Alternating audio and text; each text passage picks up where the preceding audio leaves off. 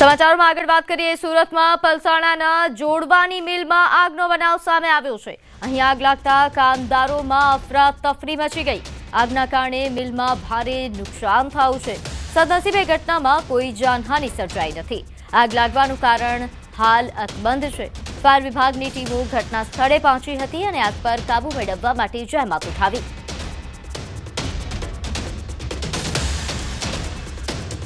સુરતના પલસાણામાં આગનો આ બનાવ સામે આવ્યો છે। અહીં જોડવાની મિલમાં આગ લાગવાનો બનાવ બન્યા હોવાની વિગત પ્રાપ્ત થઈ રહી છે। આગ લાગતા જ અફરાતફરી મચી ગઈ હતી।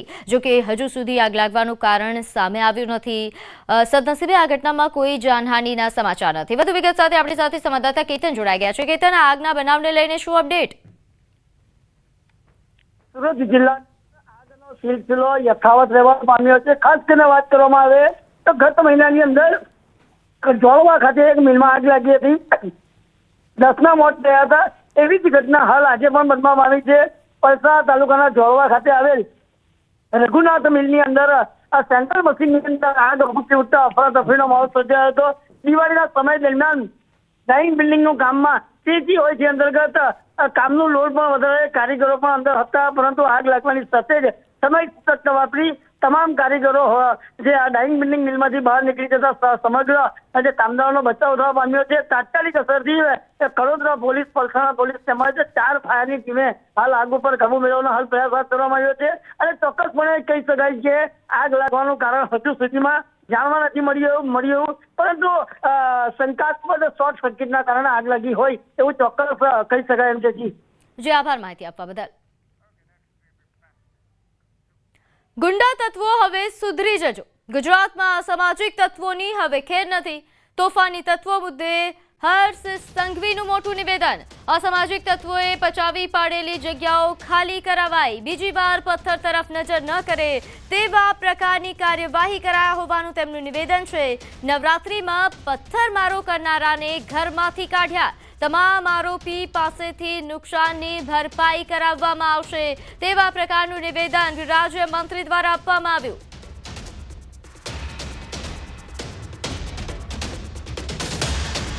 લોકો બીજી વાર પથ્થર તરફ નજર ના કરે તેવી પ્રક્રિયા હાથ ધરવામાં આવી છે। જેમ ગાંધીનગર પોલીસે માં અંબાના ભક્તો ઉપર નવરાત્રી દરમિયાન પથ્થર મારીને આ તહેવારને આસ્થાને ઠેસ પહોંચાડવાનો જે પ્રયાસ કર્યો હતો, સૂરજની પહેલી કિરણો પહેલાં ઘરના દરવાજાઓ છુપાયેલા લોકોને ઘરના દરવાજાઓ તોડીને આ બધા જ દંગાઈઓને પકડ્યા પછી કડક એક્શન લેવામાં આવ્યા અને એના પછી તેમની સંપૂર્ણ કામગીરી, તેની આવક શું છે, ક્યાંથી આવક થઈ રહી છે અને બધા જ લોકો પાસેથી આ થયેલા નુકસાનનું ભરપાઈ કરાવીને જ શાંતિ મેળવશે। આગળ વાત કરીએ રાજકોટની। અહીં મહાનગરપાલિકાના સ્ટાફ સાથે પશુ માલિકની દાદાગીરી સામે આવી છે। મેંગો માર્કેટ પાસે રોડ પરથી પકડાયેલા 5 પશુ ઢોર માલિકો છોડાવી ગયા। કાર અને બાઇકમાં આવેલા 20 થી 25 જેટલા શખ્સો પશુને છોડાવવા માટે આવ્યા। પશુ નિયંત્રણ ઇન્સ્પેક્ટર દ્વારા આ મામલે માત્ર અરજી આપવામાં આવી। સ્ટાફ દ્વારા મનપાના ઉચ્ચ અધિકારીઓને જાણ પણ ન કરવામાં આવી। પોલીસ અને વિજિલન્સ સ્ટાફની હાજરીમાં જ ટોળાએ દાદાગીરી કરી। રાજકોટ અમદાવાદ હાઈવે પર સમગ્ર ઘટનાનો વિડીયો પણ સામે આવ્યો છે। નોંધનીય છે કે અહીં રાષ્ટ્રપતિનો કાફલો આવે તે પહેલા રોડ પરથી પશુઓ હટાવવાની કામગીરી કરવામાં આવી રહી હતી અને તે દરમિયાન આ પ્રકારની ઘટના બની।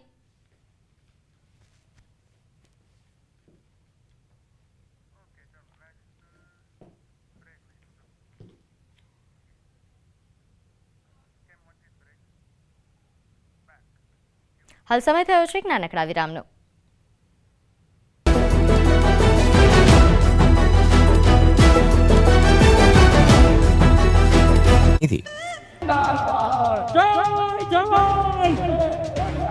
ખરાબ રસ્તાઓ, મગફળીના પાકના મળતા ઓછા ભાવ, મગફળીના ટેકાના ભાવે નોંધણી સહિતના મુદ્દે કોંગ્રેસે વિરોધ પ્રદર્શન કર્યું। રાજકોટ જિલ્લાના ઉપલેટા તાલુકા કોંગ્રેસ દ્વારા ભીમોરાથી ઉપલેટા સુધી 24 કિલોમીટર લાંબી બાઇક રેલી યોજાઈ। રેલી દ્વારા ખરાબ રસ્તાઓ અને મગફળીના ઓછા ભાવ સામે વિરોધ કરવામાં આવ્યો હતો। તાલુકાના 12,000 ખેડૂતો દ્વારા મગફળીનો ટેકાના ભાવ માટે ઓનલાઈન અરજીઓ કરવામાં આવી, જેની માંગણી સ્વીકારવા મામલતદારને આવેદનપત્ર આપવામાં આવ્યું। આગામી સમયમાં ખેડૂતો દ્વારા ધરણા કરવામાં આવશે તેવી ચીમકી ઉચ્ચારી। ગુજરાતમાં સ્થાનિક ચૂંટણીના પડઘમ વાગી રહ્યા છે. ગમે ત્યારે સ્થાનિક સ્વરાજની ચૂંટણી જાહેર થઈ શકે છે. ત્યારે આ ચૂંટણીમાં પણ 3 પક્ષ વચ્ચે ટક્કર થશે. કેમ કે વિસાવદર વિધાનસભાની ચૂંટણી બાદ આમ આદમી પાર્ટી અને કોંગ્રેસ વચ્ચે તિરાડ પડી છે. ત્યારે સ્થાનિક સ્વરાજની ચૂંટણીમાં પણ આમ આદમી પાર્ટીએ કોંગ્રેસ સાથે ગઠબંધન નહીં કરવાની જાહેરાત કરી છે. આપના પ્રદેશ પ્રમુખ ઈસુદાન ગઢવીએ આ અંગેની જાહેરાત કરી તો કોંગ્રેસે આપ પર પલટવાર કર્યો. આગામી સ્થાનિક સ્વરાજ્યની ચૂંટણીમાં લોકોની માંગને લઈને, લોકોની ઈચ્છા અને ઉમ્મીદને લઈને, કારણ કે આમ આદમી પાર્ટી અત્યારે લોકોની ઉમ્મીદ બની ગઈ છે, એને લઈને આમ આદમી પાર્ટીએ નક્કી કર્યું છે કે સ્થાનિક સ્વરાજ્યની ચૂંટણીમાં કોઈ ગઠબંધન કરવામાં નહીં આવે. કોંગ્રેસે છેલ્લી ઘડીએ ત્રીજી પાર્ટી નથી ચાલતી એવા ફાંકા પોતદારી કરીને વિસાવદરમાં ઉમેદવાર ઉભો રાખ્યો અને આમ આદમી પાર્ટીને હરાવવાની કોશિશ કરી. કોંગ્રેસ પાર્ટીએ પોતે સ્પષ્ટ કરી દીધું કે અમારા ઉમેદવારો કોંગ્રેસ પાર્ટીના સ્વતંત્ર રીતે લડશે અને આમ આદમી પાર્ટી જેનો મહાનગરપાલિકામાં કોઈ બેઝ જ નથી, જેનું સંગઠન નથી. આપ હમણાંના થોડા દિવસ પહેલાંના જ આંકડા ચેક કરો તો અમદાવાદ, વડોદરા અને સુરતમાં આમ આદમી પાર્ટીના ઘણા આગેવાનો કોંગ્રેસ પાર્ટીનો કેસ પહેરીને કોંગ્રેસ પાર્ટીમાં વિધિવત રીતે જોડાયા છે. દિવાળીના તહેવારોમાં માવાની મીઠાઈ ખાતા પહેલા ચેતજો, કેમ કે સિહોરના આંબલા ગામેથી 1000 કિલોથી વધુ અખાદ્ય માવાનો જથ્થો મળી આવ્યો છે. ફૂડ વિભાગે બાતમીના આધારે આબલા ગામને મિલન સુરેશભાઈ દવે નામની પેઢીને ત્યાં દરોડા પાડ્યા, જેથી મીઠો માવો, થાબડી માવો, સ્વીટ, રિફાઇન્ડ પામોલીન તેલ, વનસ્પતિ દૂધનો પાવડર અને ફટાકડીનો જથ્થો ઝડપી લીધો હતો.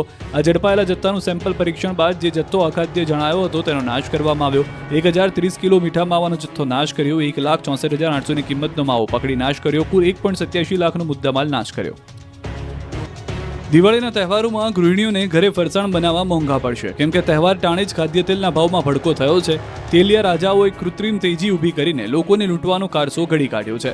2 દિવસમાં સિંગતેલના ભાવમાં ડબ્બે 40 રૂપિયાનો વધારો થયો, જ્યારે કપાસિયામાં 35 અને પામોલીનમાં 50 રૂપિયાનો વધારો થયો છે. કોર્ન ઓઇલના ભાવમાં પણ ડબ્બે 10 રૂપિયાનો વધારો થયો છે. સિંગતેલના ડબ્બાના ભાવમાં છેલ્લા 24 કલાકમાં 20 રૂપિયાથી વધીને 2340થી 2930 રૂપિયા થયા. તેવી જ રીતે કપાસિયા તેલના ભાવ ડબ્બે 20 રૂપિયા વધીને 2240થી 2290 રૂપિયા સુધી થઈ ગયા છે. અને પામોલીન તેલના ભાવના ડબ્બે 40 રૂપિયા વધીને ₹2085થી 2090 રૂપિયા સુધીનો ભાવ થઈ ગયો છે. માર્કેટમાં પૂરતી મગફળી હોવા છતાં સટડિયાઓએ પોતાનો ખેલ શરૂ કરી દીધો છે. સ્થાનિક બજારમાં કાચા માલની અછતનું કારણ ધરીને સિંગતેલના ભાવમાં વધારો કરી દેવાયો છે. એટલે દિવાળી પહેલા તેલના ભાવમાં ઘટાડો થશે તેવી આશા નાગરિકોને જાગી હતી, પરંતુ આ અરમાનો પર પાણી ફરી વળ્યું છે. આ વર્ષે દિવાળી, છઠ પૂજા અને બિહાર વિધાનસભાની ચૂંટણીના સંયોગના કારણે સુરતના ઉધના રેલવે સ્ટેશન પર અભૂતપૂર્વ ભીડ જોવા મળી રહી છે. દિવાળી વેકેશન પડે તે પહેલા જ બિહારીઓ યુપી વાળાએ વતન તરફ દોટ મૂકતા સુરતના ઉધના રેલવે સ્ટેશન પર મુસાફરોનું ખીડિયારું ઉભરાયું. ઉત્તર પ્રદેશ અને બિહાર તરફ પોતાના વતન જવા માટે નીકળેલા હજારો પ્રવાસીઓના ધસારાથી પ્લેટફોર્મ પર પગ મૂકવાની પણ જગ્યા ન હોય તેવી સ્થિતિ સર્જાઈ. રેલવે સ્ટેશન પર જનસાગર ઉમટ્યો. મુસાફરોની જંગી ભીડને કારણે સ્ટેશન પર અફરાતફરીનો માહોલ જોવા મળ્યો. ટ્રેનોમાં સીટ મેળવવા માટે મુસાફરો એકબીજા સાથે ધક્કા મુક્કી કરતા જોવા મળ્યા, જેના કારણે બાળકો અને વૃદ્ધોને ભારે હાલાકીનો સામનો કરવો પડ્યો. કોઈ અનિચ્છનીય બનાવ ન બને તે માટે ગુજરાત રેલવે પોલીસ અને રેલવે પ્રોટેક્શન ફોર્સની ટીમોને મોટી સંખ્યામાં તૈનાત કરવામાં આવી છે. ભીડ પર નજર રાખવા માટે સીસીટીવી કેમેરા અને ડ્રોન સર્વેલન્સનો પણ ઉપયોગ કરવામાં આવી રહ્યો છે. મુસાફરોને લાઇનમાં ઊભા રાખીને ટ્રેનમાં ચડવા દેવામાં આવે છે. રાજકોટ મહાનગરપાલિકાની ધીમી કામગીરીના કારણે લોકોને ફરી એકવાર લાઇનમાં ઊભા રહેવાનો વારો આવ્યો છે. ફરી એક દાખલાના ડખાના કારણે લોકો ધક્કે ચડ્યા.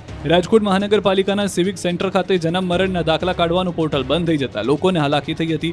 જન્મ મરણના દાખલા કઢાવવા માટે વહેલી સવારથી જ લોકો લાઇનમાં ઊભા રહે છે, પરંતુ અલગ અલગ 3 પોર્ટલમાં કામગીરી ધીમી ચાલતી હોવાથી લોકોને કલાકો સુધી લાઇનમાં ઊભા રહેવું પડે છે. નવી સિસ્ટમ આવતા હાલાકીનો સામનો કરવો પડી રહ્યો છે. પહેલા આ કામગીરી ઓનલાઈન હતી ત્યારે સરળતાથી થઈ શકતી હતી, પણ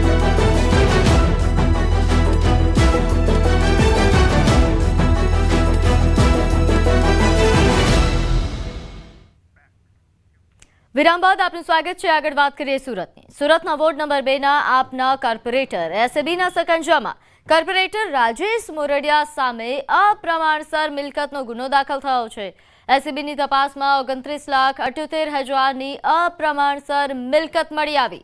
68.50% અપ્રમાણસર મિલકત અંગેનો સુરત એસએબીમાં ગુનો નોંધાયો. તો અગાઉ ખંડણીના કેસમાં કોર્પોરેટર વિરુદ્ધ અલગ અલગ પોલીસ સ્ટેશનમાં ગુના નોંધાઈ ચૂક્યા છે, જેમાં